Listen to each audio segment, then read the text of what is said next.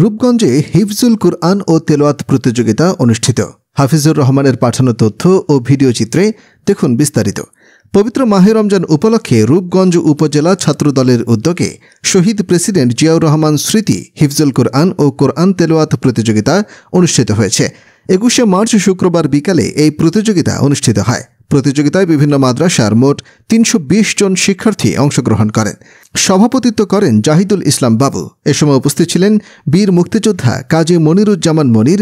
উপস্থিত ছিলেন নারায়ণগঞ্জ জেলা স্বেচ্ছাসেবক দলের আহ্বায়ক মাহবুব রহমান মাহবুব, নারায়ণগঞ্জ জেলা ছাত্র দলের সাবেক সিনিয়র সহসভাপতি সুলতান মাহমুদ, মুরাপাড়া ইউনিয়ন স্বেচ্ছাসেবক দলনেতা দেলোয়ার হোসেন প্রধান, ছাত্রদল নেতা জাহিদুল ইসলাম বাবু সহ বিএনপির অঙ্গ ও সহকারী সংগঠনের নেতাকর্মীবৃন্দ। পরে বিজয়ীদের মাঝে পুরস্কার বিতরণ করা হয়।